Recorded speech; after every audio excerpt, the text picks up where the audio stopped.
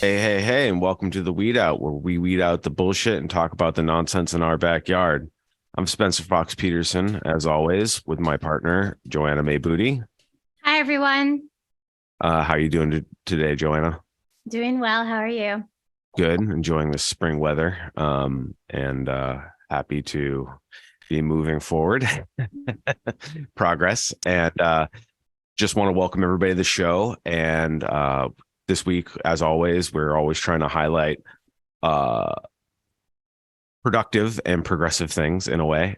So instead of our doom and gloom about the police, we're gonna be talking with Will from one of the editors, and he runs the Shoestring, which we quote a lot, and we've actually written for the Shoestring, and we have a good relationship with them. So full disclosure, but they're doing great journalism, and it's independent, and it's ethical and thoughtful, and we appreciate their work. So we wanted to share the Shoestring and where they're going with the audience. So please go to theshoestring.org. We'll also, as always, post all this information in our show notes at theweedout.com, which we make it as transparent as possible. And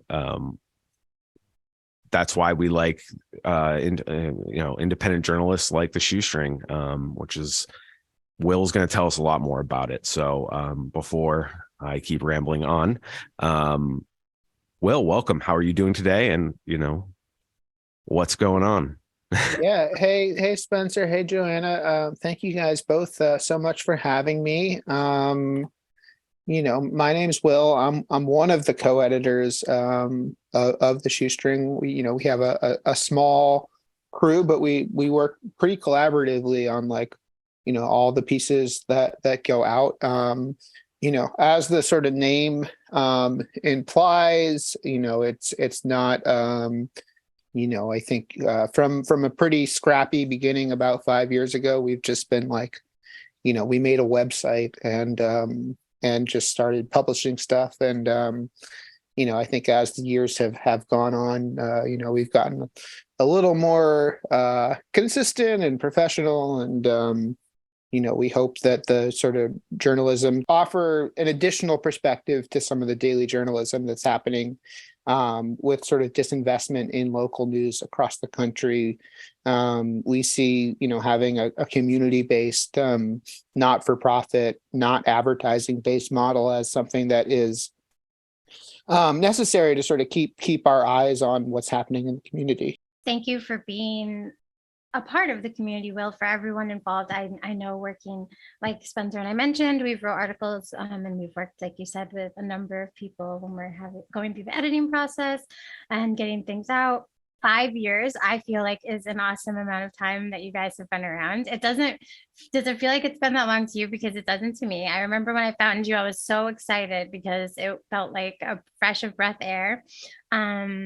There are only a few other independent papers or online news organizations in the area. So it felt like, oh, okay, great. Like this organization may look at things that others don't. And I feel like you all definitely did that. And I don't think it's necessarily a bias or anything where you're focusing on one particular issue necessarily in the community. But I would like to know, how do you get, so do people just give you ideas and you decide? Do you have certain things you focus on? And I guess, how do you come up with where you're going to focus for and that a release or an article? Yeah, that's a good question. And I think it's just sort of all of the above. People come to us with stories, or we get tips. Sometimes people are like, there's this thing happening. You guys have to send somebody, you guys have to cover it. Sometimes Dusty, who I think you mentioned, one of our reporters, he loves to just go into state records, appeal logs, and see if there's any cases in there.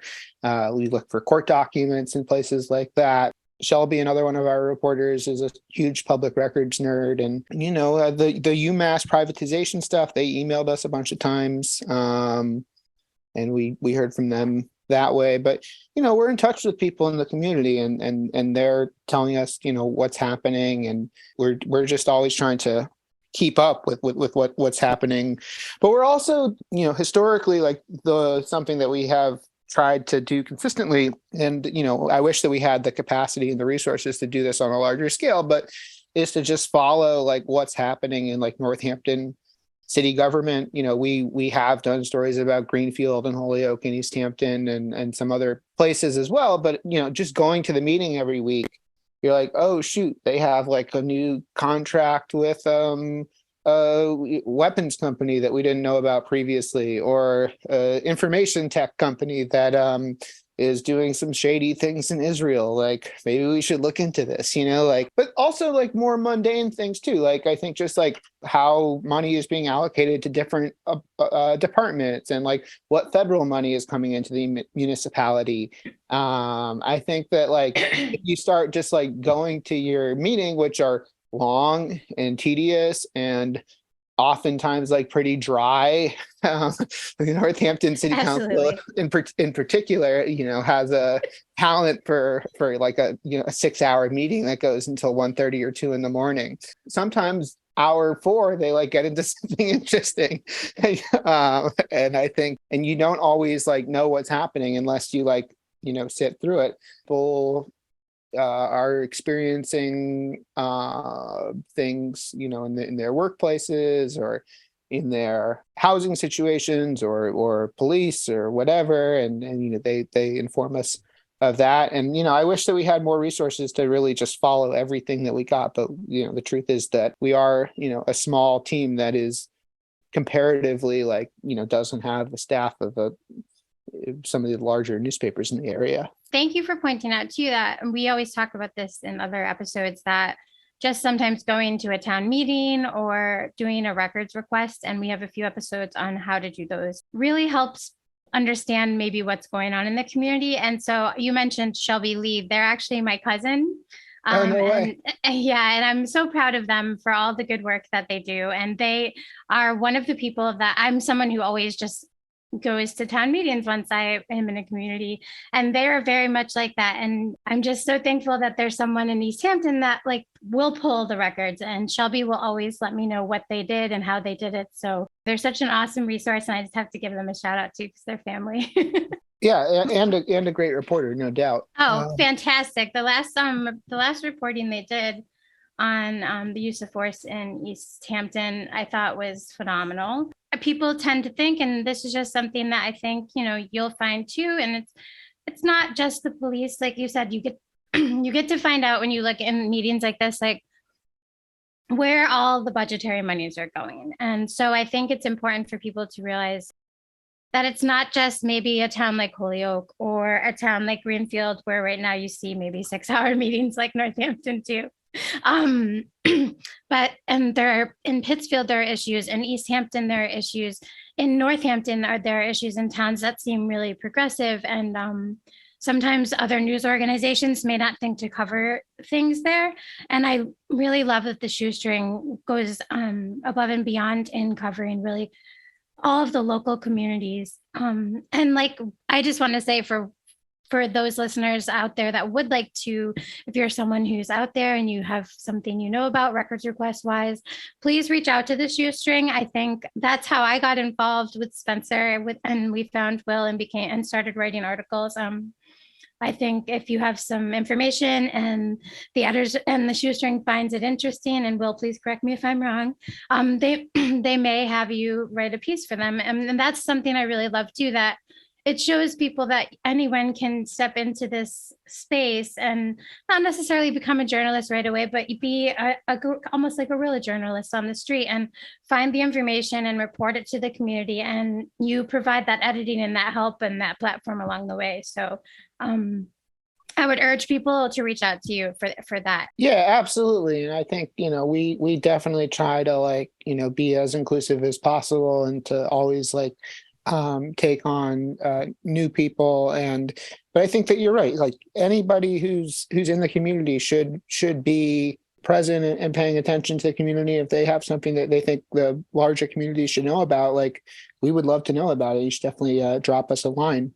We're at theshoestringmag@gmail.com. For me, this is usually how these interviews go. Joanna is the the anchor of the interview, and I'm kind of the working class surrogate audience voice. I take that mantle. What I think about local journalism and participating in it, and this is how we abolish carceral and punitive systems. We hold each other accountable. We share information that's truthful, that can be backed by facts, not conjecture, just truth. And following that North Star is how we keep our community safe ultimately. Because if we know that there's shady business practices that are hurting workers and ultimately hurting the consumer, if it's going unreported, people are going to keep walking into that proverbial meat grinder of a shitty corporation, whether it's like one of these cannabis facilities in Holyoke or whatever. And it's how we hold people in our community responsible. And it doesn't have to be like we're going to throw everybody bad person in jail. That wouldn't be carceral accountability, or maybe that is carceral accountability. I guess, but speaking truth is what keeps things healthy and safe, and can't be gate kept. Everybody has to be included for it to feel transparent and truthful. So, I mean, the model of the shoestring, in my opinion, is really revolutionary, because yes, we need to make our rent, pay our bills, eat, right? But it's not about getting clicks. It's about speaking truth. The community will rally around that ultimately. And this is like as old as humankind, as long as there's been forms of communication. No, I think you're right, Spencer. And I think you sort of hit the nail on the head.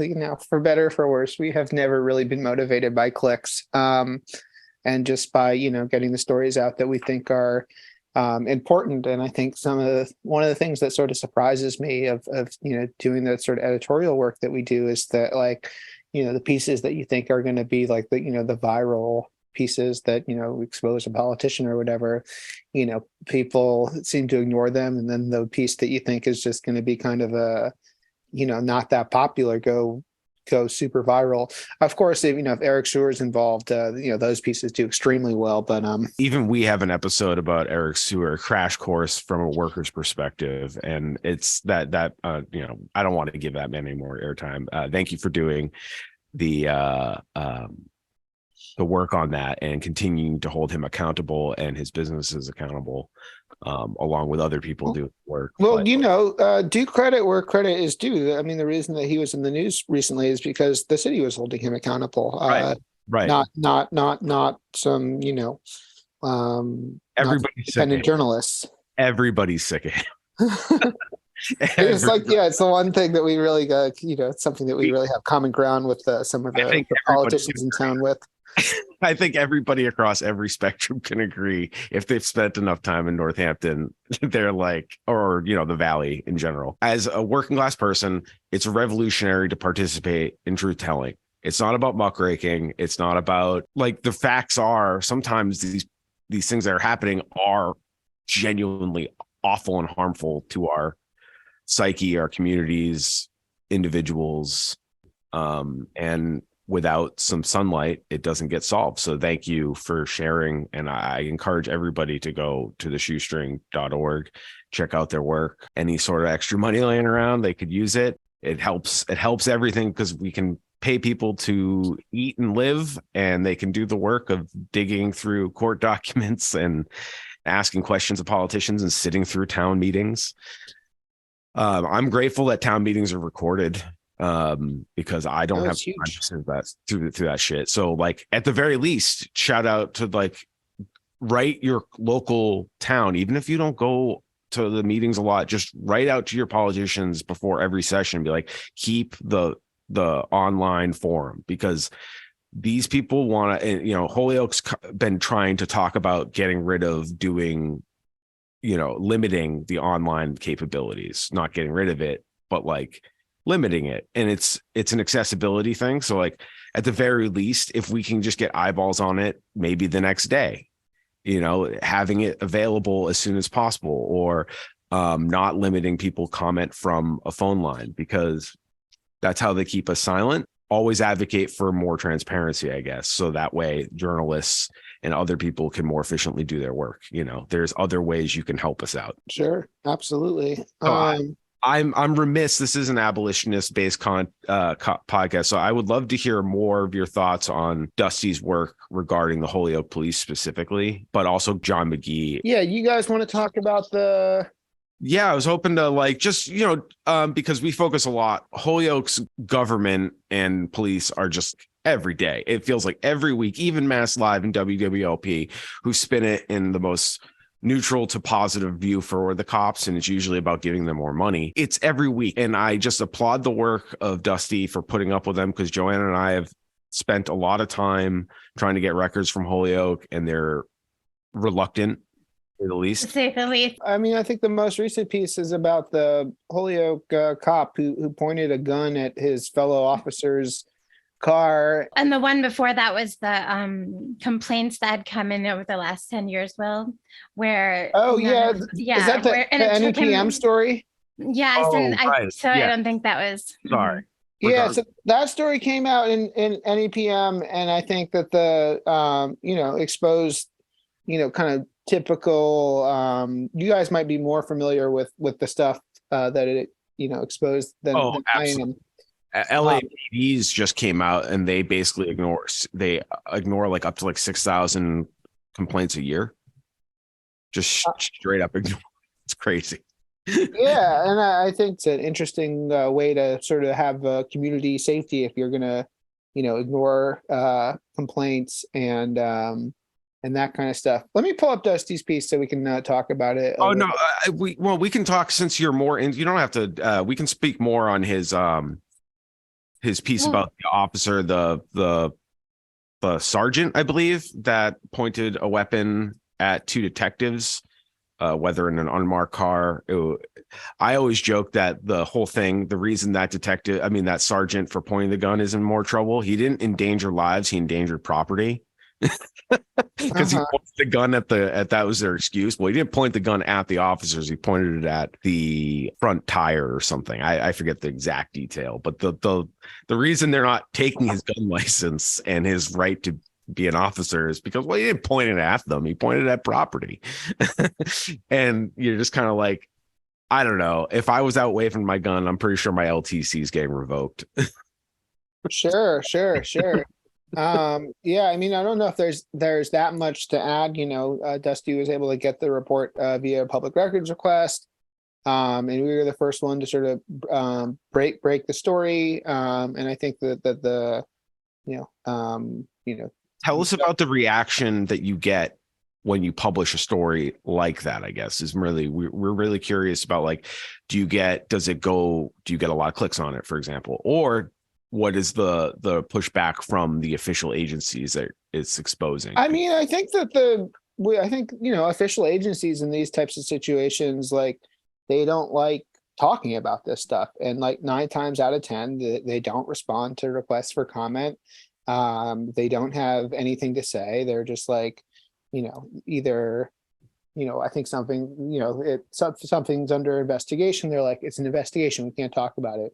If it's a record, they're like, oh, well, we're not going to, talk about it. And I think a lot of response to some of this stuff, like, is, I think the officials try to be sort of as quiet as possible. I mean, left and right, I think a big sort of difference between like what we do and like what other outlets do is that, like, we don't necessarily care about like access to politicians and police chiefs, and we are more getting our stories from the community and public records and that sort of thing. And I think that when you're relying on those types of sources to give you your stories, you can't necessarily like be as critical, but then you don't get the same access to some stories. So it's definitely a trade-off and I think a different approach for sure. So I think that's sort of how that happened. Yeah, and I was just more, and also just to follow up, police and police unions are powerful, right? When you start rattling cages, it's hard. So that's why it's really important to have the facts right. It's extra important. It's extra critical. Truth talks, bullshit walks. So if you're going after powerful people who are kind of scary, in my opinion, and they have guns. Right, right. Yeah. And they can wave them at their coworkers and keep their gun. Like, I don't know. If I wave my gun at my neighbor, I'm pretty sure the gun is getting taken away, and probably for good fucking reason. Like, I've proven not to be safe with this thing. Yeah, that story was really, I think, a wonderful story. I'm thankful that Dusty and the Shoestring released that story, because if, as a citizen, and I don't want anyone pointing a gun at someone else, but I do want to like just say to the audience, like, if you even had a registered gun and like pointed it at a cop car or a cop, imagine what would probably happen. And I just think it's scary that the police would still keep this person working with a gun. And there's just, so that report was very, it's not surprising to me, but I'm just thankful to know that information. And Spencer mentioned John McGee and Greenfield. I live in Montague. I'm so thankful for John starting to report on that, because Will, I had reached out to you. I remember when the Greenfield stuff was stirring at the very beginning, and John was someone who I would reach out to and talk to. I'm glad he started doing reporting for the Shoestring, because he is attending those meetings and really getting so much information. And I don't know if you'd want to talk a little bit about the recent Greenfield police backtrack on night shift cuts. But the Greenfield police do a lot of scare tactics like Holyoke, where they're trying right now to really keep the city afraid so that they feel needed. Sure. I mean, I think that you sort of hit the nail on the head. I think the sort of news there is that Chief Robert High, who was found guilty of racial discrimination, I think back in May, the sort of money that was used to pay for that lawsuit was taken, some might say correctly, like from the police department. When that sort of thing happens, you know, morale can suffer within the department. And you know, I think this sort of, he was then reinstated, I think at the end of last year, maybe in November. Maybe you remember better than me, Joanna. But It you know, was, I think he was reinstated in the fall. I can't remember exactly though. It was a while. He had leave for like the whole Yeah. summer, basically. My mind is fuzzy on how all this works in general, though. Yeah, and you know, I think that there's this, you know, I think the more traditional media just reported that the Greenfield was, you know, cutting the night shift and to, you know, be terrified, and they didn't report any of the sort of context of what happened within the sort of police budget and the racial discrimination suit, which we reported on back in the spring as well, which I think you guys reported on as well. So yeah, I mean, I think John's reporting sort of, you know, he goes sort of meticulously through the city council meeting, like where they announced that this was going to happen. And the councilors, I think, reaction to it, which, you know, I think the mayor backed up the police chief, and they said, we're going to cut the police shift from, I think, midnight to 7 a.m. And there's nothing you can do about it.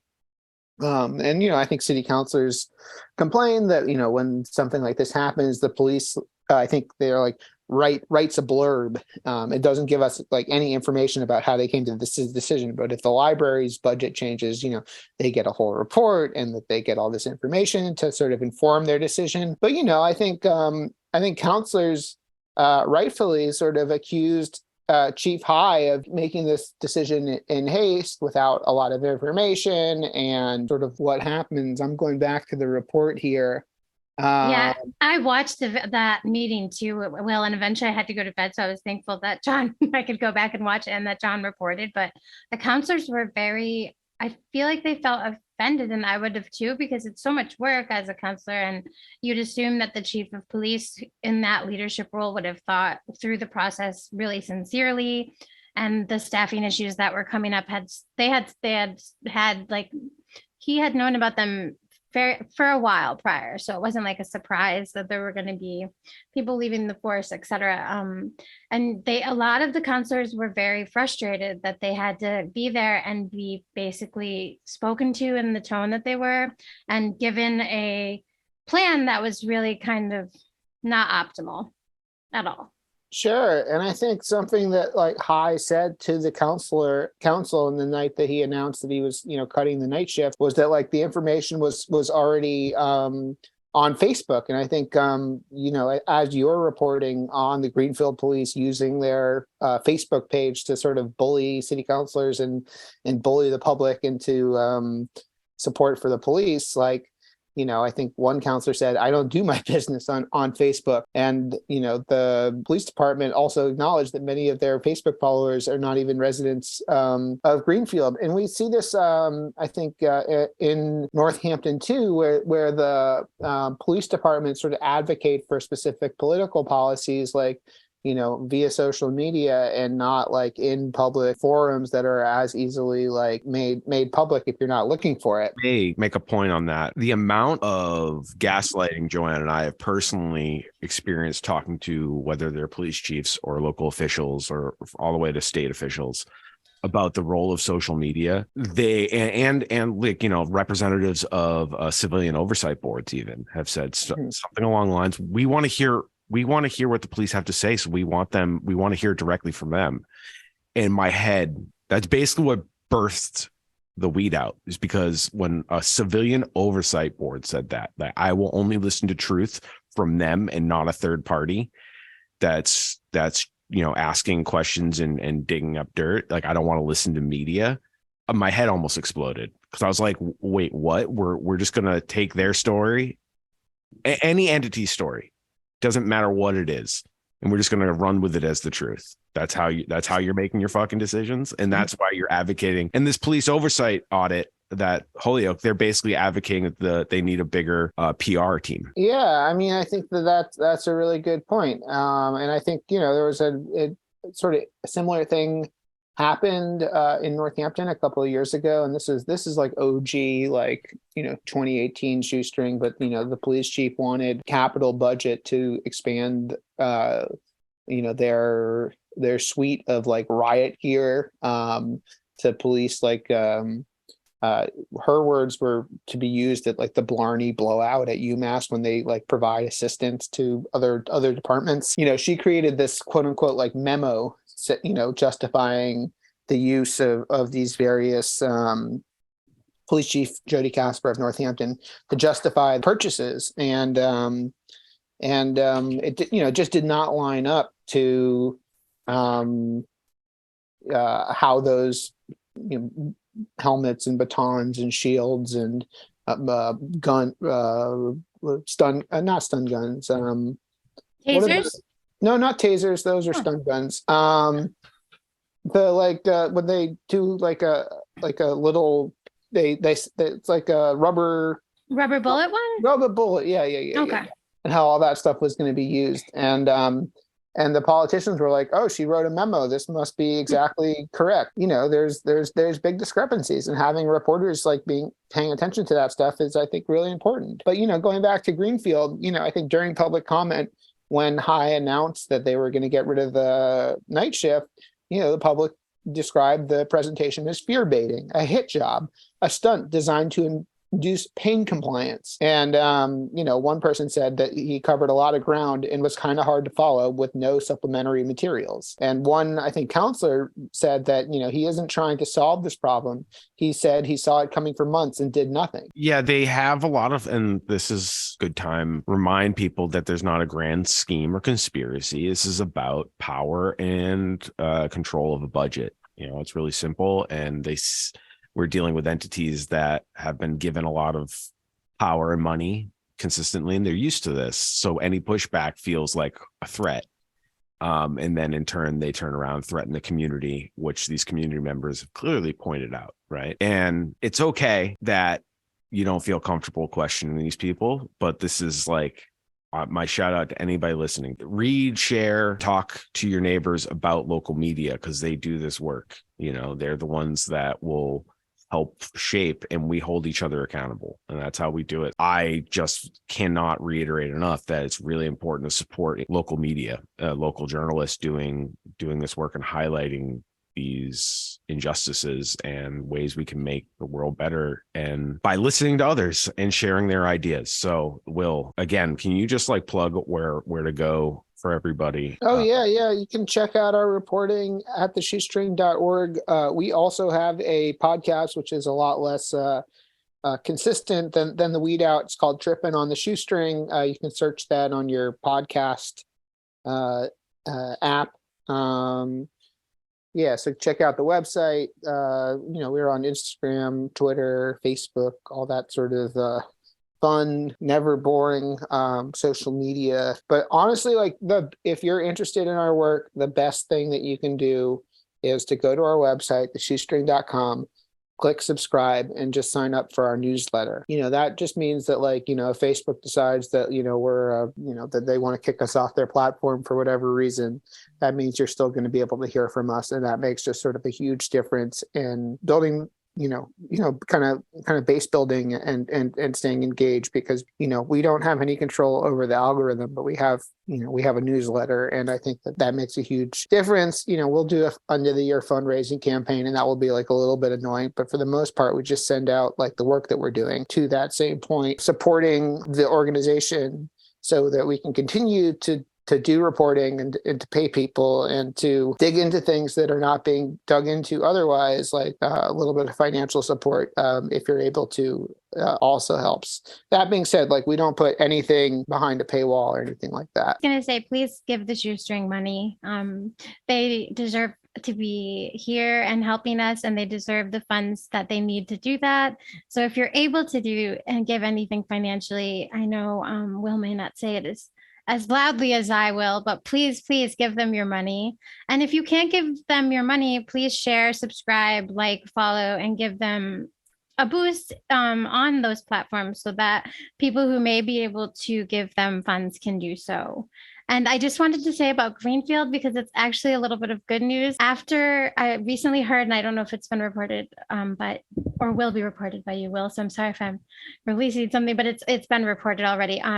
Counselor from Precinct 3, Virginia, Jenny DeSorger, and I'm sorry if I'm saying her last name wrong. I've spoke to her a few times, and she's a wonderful person. She's going to be running for mayor against the current mayor in the upcoming election. I don't actually know if the current mayor will be running, but I'm really excited to see that the city councilor will be throwing their hat in the ring. So I just wanted to put that out there too, because I think some of the councilors have had enough. So that's news to me, and I look forward to learning more and following the campaign. And we're really excited that there are people who are paying close attention in Greenfield, like yourself, like John McGee.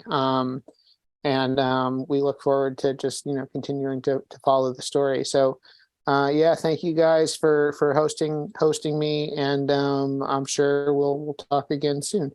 Absolutely, anytime. And just so everybody knows, and everybody listening, theweedout.com, like the Shoestring, you can go there, and any links or any relevant information, articles we reference will be in the show notes, which is also posted on our Substack, which you can subscribe to. So again, if everything's moving too fast, or it's going to be organized somewhere and you can go look for it. We don't talk out our ass, and we appreciate everybody tuning in. Support local media. And Will, thank you so much for helping us out, coming on, and truly being one of, not to bootlick too much, but like your publication that you work on is what inspired and gave Joanna and I the voice, I guess, to like work together, so I mean, thank you. That's awesome. I it's so cool that, like, people connect with the work that we do, and I think that makes it all like worth it at the end of the day. So that means a lot to me, and to, I think, the rest of the organization too. I wouldn't mind highlighting the story about East Hampton that Shelby Lee worked on, because I think they really, as someone who lives in that community as a disabled non-binary person with their spouse, who I know they really just care about community so much and people's safety.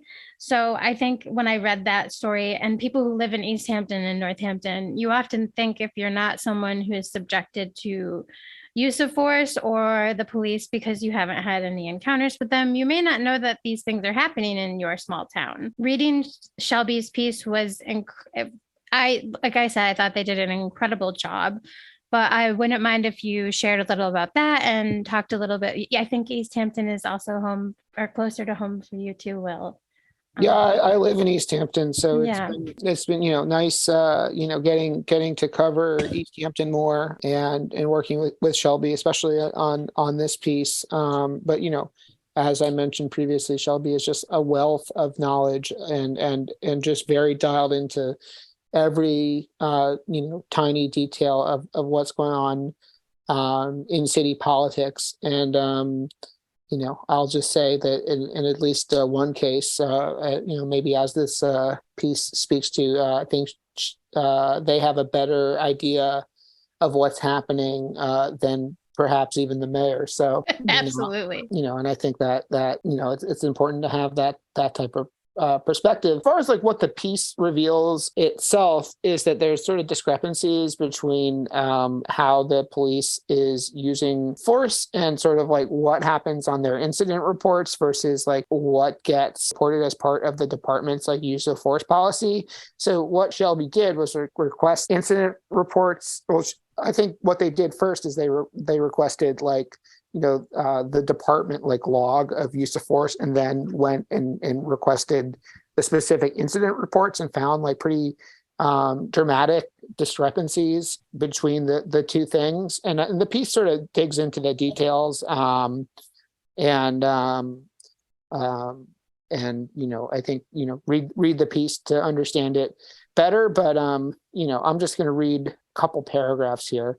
The Shoestrings analysis of EPD's use of force reports after action reports and officer incidents narratives appeared to show inconsistency in reporting from April 2021 to December 2022. In one example of an incident that occurred on April 2nd, 2021, 4 EPD officers were present and reported in their narrative that they used multiple types of force, but only one use of force was filed for the use of the laser display of an electronic control weapon or a stun gun. In other words, pointing the weapon's red targeting dot at a person. And then, what Shelby reveals is that they, officers used physical force, brought a woman to the ground.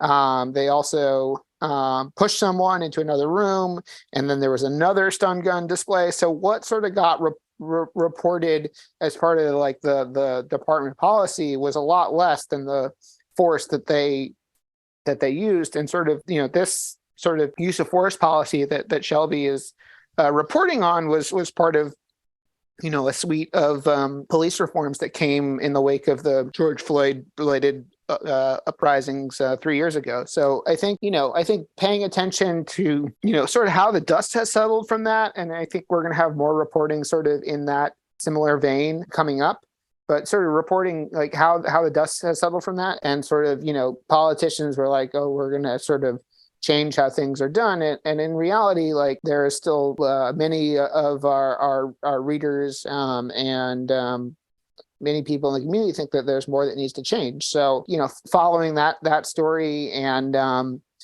sort of moving funding away from the police is still a story that we're following and we'll continue to follow. Thank you for following those stories, Will. And this is not the shoestring saying this, but that story also really, for me, shows cops lie. They often do not tell the truth. So when the media, unlike independent journalism, just spews out a press release from the cops, unlike what Shelby did and what the Shoestring does all the time, you all aren't just listening to the base level information straight from the cop's mouth. And this report really shows that you really sometimes have to do some digging. And shout out to Shelby, who because of Joanna, Joanna knows Shelby. I know Shelby. I am very intrigued, and this is they pointed out to me that East Hampton, for example, in their many records requests, they found out East Hampton police have grenade launchers, and I know they're outfitted to like be less lethal beanbag rounds, whatever. But like, think about it. Your local Podunk PD has grenade launchers, and Holyoke PD won't tell us what they have in their arsenal at all. So that Shelby really illuminated something to me, and I was like, oh yeah, we should be able to ask what kind of weapons y'all got. Yeah, no, I think you're exactly right, Spencer. And what kind of capabilities the police have and why is super critical and important. I think another sort of records journalist who lives in the Berkshires named Seth Kirshner, who we did a couple pieces with, not for a couple of years now, but he was very apt to sort of cover and follow SWAT teams in Western Mass. He did a big expose for the Gazette, or not the Gazette, the Valley Advocate, about that. And, that stuff is pretty fishy and shady, but I totally agree that like people should know, what kind of, weapons the departments have and why they're using them. We have covered the Northampton Police's use of drones, and sort of the dishonesty around the disclosure of even having them. For a long time, they said that we need them to show crime scenes, and then we did more records requests, and it showed that they're actually using them to surveil multiple protests, like in 1 week or whatever. Like it's just typical sort of